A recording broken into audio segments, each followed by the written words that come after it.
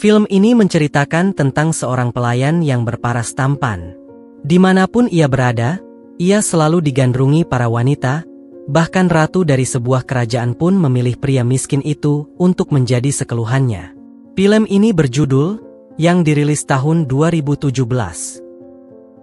Film dimulai dengan memperlihatkan seorang pendeta bernama Father Tommaso yang tengah mengadakan ibadah bersama para biarawati di sebuah gereja. Keseharian yang terjadi di gereja ini sama seperti apa yang terjadi di kehidupan sehari-hari. Biasanya mereka mengurus gereja, memasak, dan juga memiliki berbagai usaha untuk tetap dapat memiliki penghasilan. Lalu, suatu hari datanglah seorang tukang kebun yang datang beberapa bulan sekali untuk mengurusi halaman di gereja itu. Kita pun mulai diperlihatkan bahwa ada sesuatu yang aneh dengan perilaku para biarawati yang ada di sini, di mana mereka terlihat sangat tidak bisa mengontrol emosi dan malah marah-marah ketika melihat tukang kebun itu. Mereka seperti memiliki sebuah dendam dan seakan tidak bisa berhenti berkata kasar. Di sisi lain, di dalam gereja terlihat Pastor Tommaso yang tengah bersiap untuk pergi menuju kota. Ia berencana menjual kain-kain yang dibuat oleh para biarawati yang tinggal di gereja ini. Namun, sebelum berangkat, Pastor Tommaso dihadang oleh tukang kebun yang bekerja di gerejanya. Tukang kebun itu mengadu bahwa ia sudah tidak kuat bekerja di gereja itu karena sikap buruk yang ia terima dari para biarawati di sana. Tommaso lantas memohon kepada tukang kebun itu untuk bersedia menjaga gereja selama 2 hari lagi, mengingat ia akan pergi ke kota dan takut kalau ada sesuatu yang terjadi kepada para biarawati karena tidak ada pria lain di sana. Namun, tukang kebun itu dengan tegas menolak permintaan Tommaso dan lalu pergi dari sana. Scene lalu berpindah ke sebuah kerajaan. Terlihat seorang pelayan bernama Masetto yang sedang melayani raja yang bernama Bruno dan ratu di kerajaan ini yang sedang makan. Tak hanya menjadi pelayan di dapur, ternyata Masetto juga menjadi sekeluhan dari ratu kerajaan tempatnya bekerja. Malam itu, ketika Masetto dan sang ratu baru saja memulai pusrang sampai glory, tiba-tiba mereka dikagetkan dengan kedatangan Raja Bruno ke kamar. Masetto pun kemudian kabur lewat jendela dan berlari menuju ke kamar para pelayan di kerajaan itu. Raja Bruno yang yakin bahwa pria itu adalah seorang pelayan kemudian mengecek kamar pelayan satu persatu. Karena tidak mengetahui wajah pria itu, Raja Bruno memeriksa setiap detak jantung pelayan yang sedang tertidur, hingga akhirnya sampailah giliran Masetto yang sedang berpura-pura tidur. Karena detak jantung Masetto tidak seperti orang sedang tidur, Raja Bruno merasa curiga bahwa Masettolah yang bersama dengan istrinya. Namun, karena keadaan yang gelap Raja Bruno tidak bisa melihat wajahnya, kemudian Raja Bruno menandainya dengan memotong rambut Masetto. Setelah Raja Bruno pergi dari kamar itu, Masetto pun bangun dan dengan cerdiknya memotong rambut teman-teman sesama pelayan agar Raja Bruno tak bisa menandainya. Keesokan paginya, para pelayan kebingungan dengan rambut mereka yang terpotong. Mereka semua berpikir bahwa rambut mereka dipotong oleh seorang penyihir.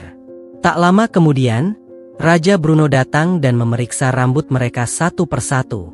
Namun, ia tetap tidak bisa mengetahui siapa sebenarnya pelayan yang telah bersama dengan ratu tadi malam. Siangnya, setelah makan siang selesai, ratu menghadang Masetto dan mengajaknya untuk bermain pusrang sampai glory. Namun, sialnya, dari kejauhan Raja Bruno dan pengawalnya memperhatikan mereka. Raja Bruno kemudian memerintahkan prajuritnya untuk segera menangkap Masetto. Mengetahui hal itu, Masetto melarikan diri hingga akhirnya masuk ke hutan dan berhasil lolos dari kejaran para prajurit. Masetto kemudian berjalan menyusuri hutan dan melihat Thomas sedang mengambil kain yang hanyut di sungai. Masetto mendekati Thomas dan membantu mengambil kainnya. Thomas berterima kasih kepada Masetto dan bertanya di mana dirinya tinggal. Masetto menjawab bahwa ia tidak memiliki tempat tinggal. Thomas kemudian mengajak Masetto untuk ikut ke gereja dengan syarat Masetto harus berpura-pura bisu dan tuli agar tidak diganggu oleh para biarawati di sana.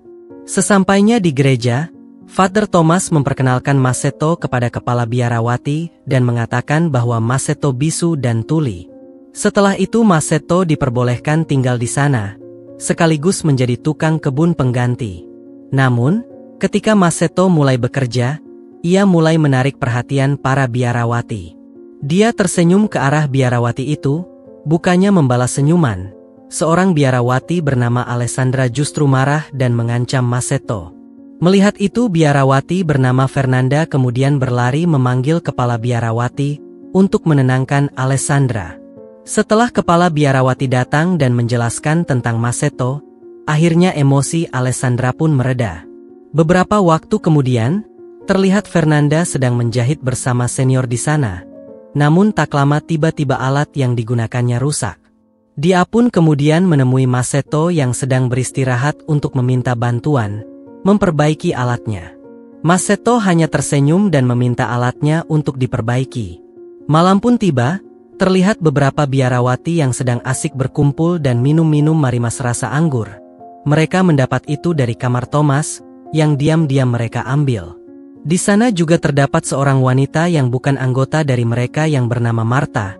Dia adalah teman dari Alessandra yang datang dari luar kota. Marta kemudian bertanya kepada mereka apakah mereka pernah pusrang sampai Glory? Mereka semua menjawab, belum pernah sekalipun.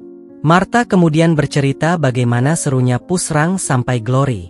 Dan setelah itu mereka malah diajari oleh Marta les biola bersama-sama. Tahulah apa maksudnya. Pagi harinya, Fernanda terlihat semakin tertarik kepada Masetto dan mendekatinya ketika dia sedang bekerja. Tak lama kemudian Fernanda menggoda Masetto dan mengajak Masetto untuk pusrang sampai Glory. Namun belum sempat memakai ultinya, tiba-tiba lonceng berbunyi dan Fernanda pergi dari sana.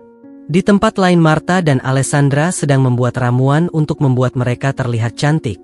Setelah itu mereka datang ke tempat Masetto dan mengajaknya untuk pusrang sampai Glory bersama-sama.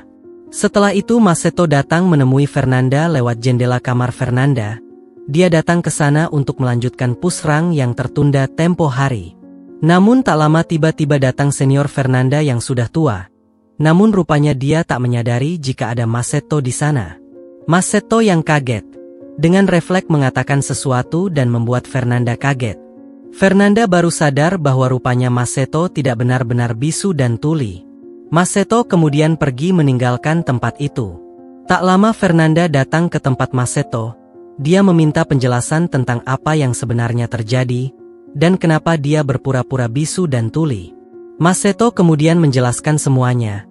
Namun tak lama dia dikagetkan dengan suara orang yang datang ke sana. Lalu dia meminta Fernanda untuk bersembunyi. Dan tiba-tiba masuklah seorang wanita bernama Ginerva yang juga tertarik dengan Masetto. Dan tak lama datang lagi seseorang. Ginerva kemudian mencari tempat bersembunyi.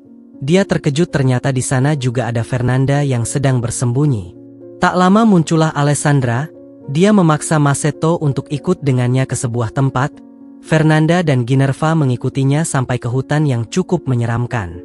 Di sana Fernanda terkejut melihat banyak orang yang sedang melakukan ritual. Rupanya Alessandra adalah seorang penyihir yang ingin mengorbankan Masetto. Namun Ginerva mendatangi ritual tersebut dan mengacaukan acara tersebut. Esok paginya, identitas mereka semua diketahui oleh pendeta uskup. Mereka semua harus mengakui kesalahan mereka di hadapan pendeta uskup. Setelah itu pastor uskup juga mencabut kependetaan Thomas.